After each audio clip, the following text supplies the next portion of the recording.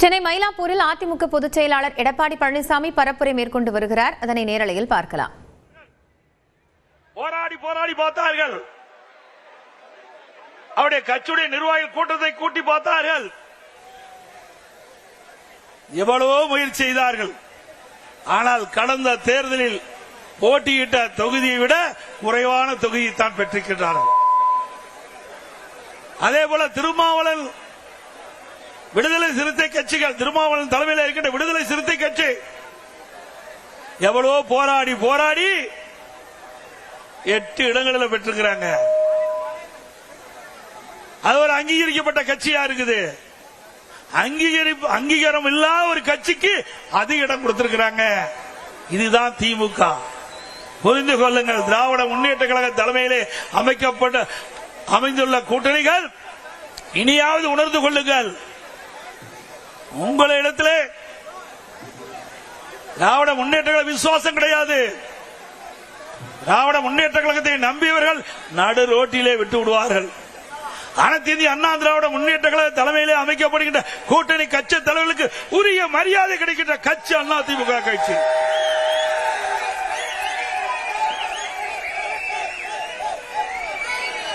இன்றைய தினம் 5 ஆண்டு காலம் திராவிட முன்னேற்ற கழகம் ஆட்சி செய்தது. 5 ஆண்டு காலம் திராவிட முன்னேற்ற கழகம் ஆட்சி செய்தது. நாட்டு மக்களுக்கு என்ன செய்தார்கள்? ஆட்சியிலே மக்களுக்கு துன்பம்தான் மிஞ்சியது. திராவிட முன்னேற்ற கழகம் என்றால் குடும்ப கட்சி, வாரிசு அரசியல், குடும்பத்துக்காக இருக்கின்ற கட்சி திமுக கட்சி, மக்களுக்காக இருக்கின்ற கட்சி அண்ணா திமுக கட்சி. பொன்மனச்செம்மல் புரட்சி தலைவர் எம்ஜிஆர் அவர்கள் தீய சக்தி திமுகவை வேரோடு அழிக்க வேண்டும் என்ற அடிப்படையிலே அண்ணா திமுக என்ற இயக்கத்தை தோற்றுவித்தார். பிறகு அனைத்து இந்திய அண்ணா திராவிட முன்னேற்ற கழகத்தை மாற்றி அமைத்தார்.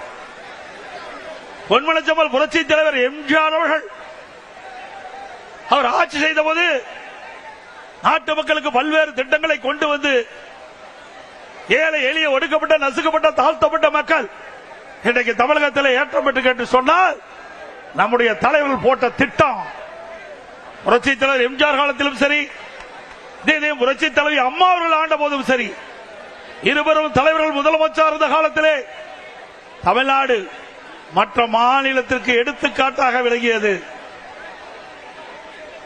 அந்த இருவரும் தலைவர்கள் பாதையிலேதான் இன்றைக்கு அனைத்து இந்திய அண்ணா திராவிட முன்னேற்ற கழகம் பயணித்துக் கொண்டிருக்கிறது. சிந்தித்து பாருங்கள். புரட்சி தலைவி அம்மா அவர்கள் தமிழகத்துடைய முதலமைச்சர் இருந்த காலகட்டத்திலே எத்தனையோ திட்டங்களை கொண்டு வந்து நாட்டு மக்கள் நன்மை பெற்றிருக்கின்றார்கள்.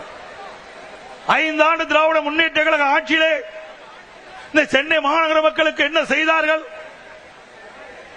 ஒரு துரும்பை கூட கிள்ளி போடவில்லை. அனைத்து இந்திய அண்ணா திராவிட முன்னேற்ற கழக ஆட்சியிலே கொண்டு வரப்பட்ட திட்டங்கள் ஸ்டிக்கர் ஒட்டி அந்த திட்டத்தை கூட முழுமையாக நிறைவேற்றப்படவில்லை. ஆங்காங்கே அண்ணா திமுக ஆட்சியில் கொண்டு வந்த திட்டம் முடிவு பெற்று துவக்கி வைத்துக் கொண்டிருக்கிற காட்சிதான் இன்றைய திமுக ஆட்சியிலே பார்க்கப்படுகிறது. மழைநீர் வடிகால் வசதி அனைத்து இந்திய அண்ணா திராவிட முன்னேற்ற கழகத்திலே மாண்புமிகு புரட்சி தலைவி அம்மா தமிழகத்துடைய முதலமைச்சராக இருந்த பொழுது கொண்டு வரப்பட்ட திட்டம் சுமார் 2400 கிலோமீட்டர் தூரம் வடிகால் வசதி செய்து கொடுக்கப்பட்டது. இன்றைக்கு கனமழையால் சென்னை மாநகர மக்கள் பாதிக்கக்கூடாது, பெய்கின்ற மழைநீர் முழுவதும் வெளியேற்றப்பட வேண்டும் என்ற அடிப்படையில் மழைநீர் வடிகால் பணி மேற்கொள்ளப்பட்டது அனைத்து இந்திய அண்ணா திராவிட முன்னேற்ற கழக ஆட்சியிலே. அதிலே 4 பிரிவாக பிரிக்கப்பட்டது. பேஸ் 1, பேஸ் 2 இரண்டும் அண்ணா திமுக ஆட்சியிலே நிறைவேற்றப்பட்டது. பேஸ் 3, பேஸ் 4 ஆட்சி மாற்றம் திராவிட முன்னேற்ற கழகம் ஆட்சிக்கு வந்தது. இதுவரை முழுமையாக வடிகால் வசதி பணிகள் நிறைவேற்றப்படவில்லை. 2 ஆண்டுக்கு முன்பே இன்றைய முதலமைச்சர் திரு ஸ்டாலின் அவர்களும் தமிழக உள்ளாட்சித்துறை நகர்ப்புற வளர்ச்சித்துறை அமைச்சர் அவர்களும் சென்னை மாநகரத்தில் இருக்கின்ற அமைச்சர் பெருமக்களும் எவ்வளவு மழை பெய்தாலும் ஒரு சொட்டு தண்ணீர் கூட சென்னை மாநகரத்தில் தேங்காது என்று குறிப்பிட்டார்கள். நாம் கொண்டு வந்த திட்டம் மழைநீர் வடிகால் பணி அனைத்து இந்திய அண்ணா திராவிட முன்னேற்ற கழக ஆட்சியில் கொண்டு வரப்பட்ட திட்டம். அந்த திட்டத்தை கூட இவர்கள் முழுமையாக நிறைவேற்ற முடியவில்லை. 2 ஆண்டுக்கு முன்பே இந்த திட்டம் நிறைவேற்றப்பட்டு 98% நிறைவேற்றப்பட்டதா ஒரு பச்சை பொய்யை இன்றைய முதலமைச்சர் குறிப்பிட்டார். சென்னை மாநகரத்தில் இருக்கின்ற அமைச்சர்கள் குறிப்பிட்டார்கள். இங்கே இருக்கின்ற மேயர் குறிப்பிட்டார். வடிகால் பணிகள் 98% நிறைவேற்றப்பட்டு எவ்வளவு மழை பெய்தாலும் சென்னை மாநகர மக்கள் பாதிக்கப்பட மாட்டார்கள். ஒரு சொட்டு தண்ணீர் கூட சென்னை மாநகர சாலைகளை தேங்காது என்று இவர்கள் பத்திரிகைகளை வெளியிட்டார்கள். ஆனால் நிலைமை என்ன? இதுவரை இந்த வடிகால் பணிகள் நிறைவேற்றப்பட முடியவில்லை. அதோடு அனைத்து இந்திய அண்ணா திராவிட முன்னேற்ற கழக ஆட்சியில்தான் ஒரு பிரம்மாண்டமான திட்டத்தை நாம் கொண்டு வந்தோம். மெட்ரோ ரயில் திட்டம் கட்டம் 2 இந்தியாவிலேயே ஒரே திட்டத்திற்கு 63 கோடி ரூபாய் பெற்ற ஒரே அரசு அனைத்து இந்திய அண்ணா திராவிட முன்னேற்ற கழக அரசாங்கம். இதுவரை இந்தியாவிலே ஒரு திட்டத்திற்கு 63 கோடி ரூபாய் 63,000 கோடி மத்திய அரசு அனுமதி வழங்கியது கிடையாது. அனைத்து இந்திய அண்ணா திராவிட முன்னேற்ற கழகம் ஆட்சி செய்த பொழுது அம்மாவுடைய அரசாங்கம் மத்திய அரசோடு இணக்கமாக அணுகி சென்னை மாநகர மக்களுடைய போக்குவரத்து நெரிசலை குறைக்க வேண்டும் என்று இதை புரட்சி தலைவி அம்மா அவர்கள் திட்டமிட்டார்கள். துரதிருஷ்டவசமாக அம்மா அவர்கள் மறைந்தார்கள். அம்மா கொடுக்கப்பட்ட வாக்குறுதியை நிறைவேற்றுகின்ற விதமாக அம்மா போட்ட திட்டத்தை முழுமையாக நிறைவேற்ற வேண்டும் என்ற அடிப்படையிலே மத்திய அரசோடு தொடர்பு கொண்டு மெட்ரோ ரயில் திட்டம் கட்டம் 2 118 கிலோமீட்டர் அந்த ரயில் பாதை அமைக்குவதற்கு அனுமதி பெற்று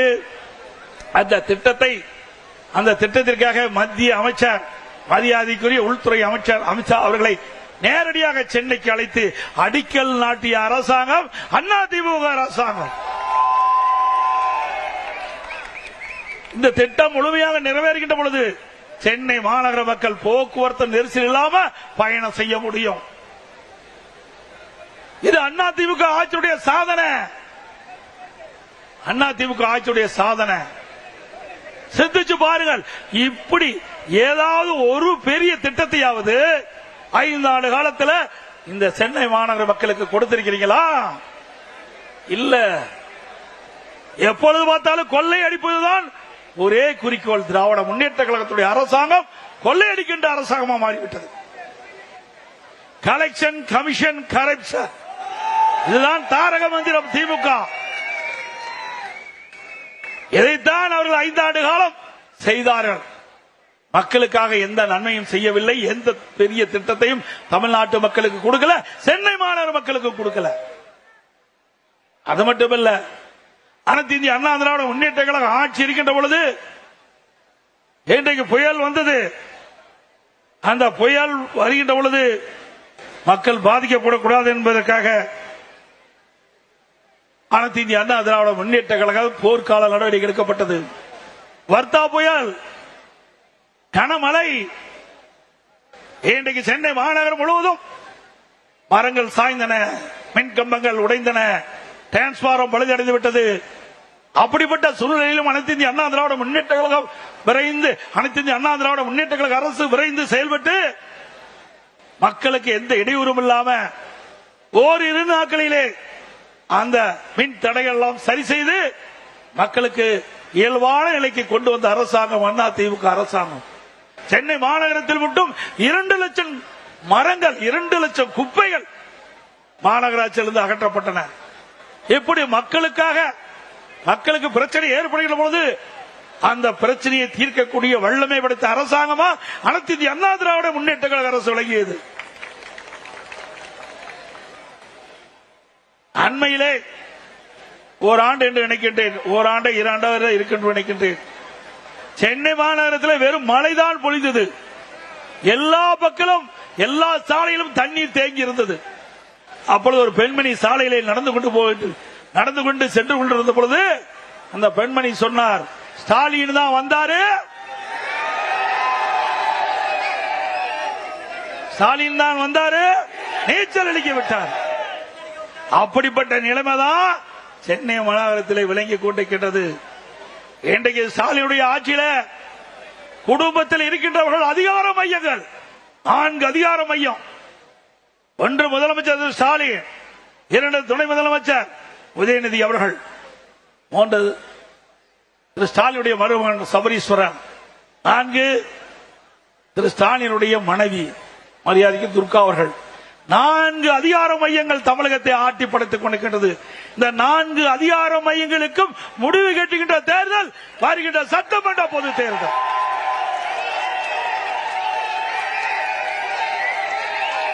முடிவு கட்டுவீங்களா? அதே போல கொரோனா காலம் சிந்தித்து பாருங்க, ஒரு கடுமையான சோதனை. இதுவரைக்கும் இந்த நோயை யாரும் பார்த்ததில்லை. உலகமே சம்பித்து போய்விட்டது.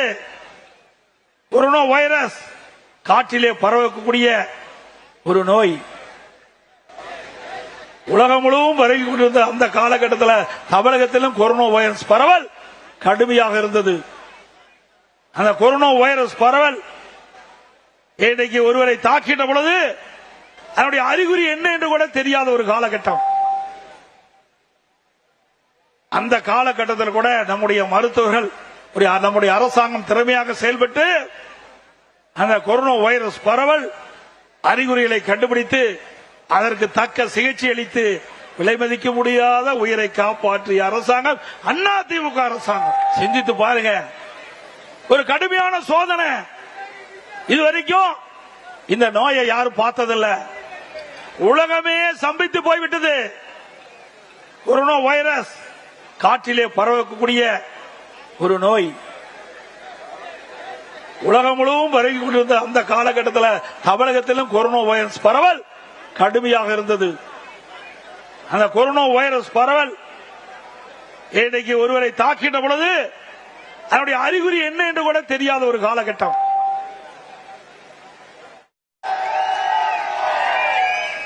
அதை பின்பற்றுங்கள் மற்ற மாநிலம் என்று குறிப்பிட்டார்கள். அந்த அளவுக்கு சிறப்பான ஆட்சி செய்த அரசாங்கம் அதிமுக அரசாங்கம். அதே காலகட்டம் சென்னை மாநகர மக்கள் மற்றும் பல்வேறு மாநகராட்சியில் இருக்கின்ற மக்கள், நகராட்சியில் இருக்கின்ற மக்கள் வேலை வாய்ப்பு இல்ல, உணவு கிடைக்காத ஒரு சூழ்நிலை. அரசாங்கத்துக்கு தெரிந்தவுடன் அனைத்து இந்திய அண்ணா திராவிட முன்னேற்ற கழக அரசு ஏழை மக்கள் பாதிக்க கூடாது, அவர்களுக்கு 3 வேளையும் சுட சுட உணவு கொடுக்க வேண்டும் என்ற அடிப்படையிலே அனைத்து அம்மா உணவகத்திலும் உணவுகள் தயாரிக்கப்பட்டு சமூக நல கூட்டங்களிலே உணவு தயாரிக்கப்பட்டு ஒரு நாளைக்கு 7 லட்சம் பேர்களுக்கு உணவு வழங்கிய அரசாங்கம் அதிமுக அரசாங்கம். கிட்டத்தட்ட 11 மாதம் விலையில்லாம அம்மா உணவகத்திலே உணவளித்த அரசு அதிமுக அரசு. மாற்றுத்திறனாளிகள், கர்ப்பிணி பெண்கள், முதியோர்கள் அவர்களுக்கெல்லாம் அவர் இல்லத்துக்கே சென்று சுட சுட 3 வேளையும் கொரோனா காலத்திலே உணவு கொடுத்த அரசாங்கம் அதிமுக அரசாங்கம். அதே போல வேலை வாய்ப்பில்ல, ஏழைகள் துன்பப்படக்கூடாது என்பதற்காக ரேஷன் கடையிலே 11 மாத காலம் விலையில்லாம உணவுப் பொருள் கொடுத்த ஒரே அரசாங்கம் அதிமுக அரசாங்கம். அனைத்து இந்திய அண்ணா திராவிட முன்னேற்ற கழக அரசாங்கம் இந்த கொரோனா காலத்தில் 11 மாசம் அரசுக்கு வருவாய் கிடையாது. டாஸ்மாக்ல வருவாய் இல்ல, பத்திரப்பதிவுல வருவாய் இல்ல, ரோட் டாக்ஸ்ல வருவாய் இல்ல, ஜிஎஸ்டி வருவாய் இல்ல, கலால்ல வருவாய் இல்ல. இப்படி வருவாயே இல்லாத காலகட்டத்தில் கூட ஒரு சிறப்பான ஆட்சி கொடுத்த ஒரே அரசாங்கம் அதிமுக அரசாங்கம். அந்த காலகட்டத்தில் பள்ளிகள் திறக்கப்படல, கல்விகள் திறக்கப்படல, மாணவர்கள் மன உளைச்சல், ஓராண்டு வீணா போய்விட்டது என்று கவலைப்பட்டுக் கொண்டு இருந்தார்கள். அந்த கவலையும் தீர்த்த ஒரே அரசாங்கம் அதிமுக அரசாங்கம். பள்ளியிலே படிக்கின்ற மாணவர்களுக்கு ஆல் பாஸ் போட்டு கொடுத்தோம்.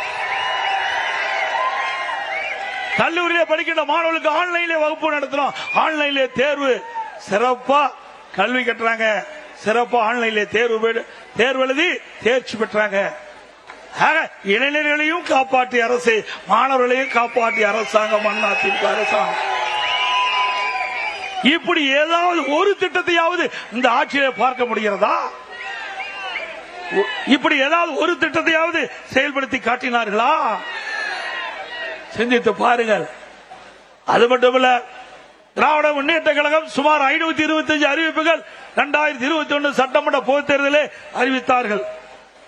அந்த 525 அறிவிப்புகளை 4 ஒரு பங்கு அறிவிப்பு கூட இதுவரைக்கும் நிறைவேற்றல. ஆனா ஸ்டாலின் எப்பொழுது பார்த்தாலும் ஸ்டாலின் அமைச்சர் சகாக்கள் திராவிட முன்னேற்ற கழகம் அறிவிக்கப்பட்ட அறிவிப்புகள்ல 98% அறிவிப்புகள் நிறைவேற்றப்பட்டதாக ஒரு பச்சை பொய்யை சொல்லிட்டு இருக்காங்க. நிறைவேற்றிருக்காங்களா? பொய் தானே. இன்றைக்கு நம்முடைய நகரத்தில் இருக்கின்ற வாழ்கின்ற மக்கள் அவருடைய கல்விக்காக வங்கியிலே கடன் வாங்கின கடன் ரத்து பண்ணிருக்காங்களா? இது திராவிட முன்னேற்ற கழகம் தேர்தல் அறிக்கையிலே குறிப்பிட்டிருக்கார்கள். திராவிட முன்னேற்ற கழகம் ஆட்சிக்கு வந்தா அந்த கல்வி கடன் ரத்து செய்யல. அதோட திராவிட முன்னேற்ற கழகம் ஆட்சிக்கு வந்த உடனே நீட் தேர்வு ரத்து பண்ணாங்களா? அதோட நீட் தேர்வு விலக்கு பெறுவதற்கு ரகசியம் இருக்கின்ற என்று இன்றைய துணை முதலமைச்சர் அன்றைய தினம் சொன்னார் தேர்தல் நேரத்தில். ஆனா ரகசியத்தை சொல்லிட்டார் முதலமைச்சர். இந்த 2 சட்டமன்றத்திலே குறிப்பிட்டார். நீதிமன்றத்தில் தீர்ப்பு வந்த காரணத்தினால எங்களால நீட்டுக்கு விதிவிலக்கு பெற முடியாது என்று ரகசியத்தை போட்டு உடைச்சிட்டார். நல்லா சிந்திச்சு பாருங்க. 2021 சட்டமன்ற பொதுத் தேர்தலில் வீதி வீதியாக இன்றைக்கு இருக்கிற முதலமைச்சரும் அவருடைய மகன் உதயநிதி அவர்களும் வீதி வீதியா பேசினாங்க. திராவிட முன்னேற்ற கழகம் ஆட்சிக்கு வந்தால் நீட் தேர்வு ரத்து செய்யப்படும் என்ற வாக்குறுதியை கொடுத்து இந்த இளைஞர்களையும் அவருடைய பெற்றோர்களை ஏமாற்றி வாக்குகளை பெற்று ஆட்சிக்கு வந்து அந்த மக்களை மறைந்த அரசாங்கம் மறந்த அரசாங்கம் திமுக அரசாங்கம். சிந்தித்து பாருங்க. எந்த அறிவிப்பை நிறைவேற்றிக்கிறாங்க? ஒண்ணும் கிடையாது.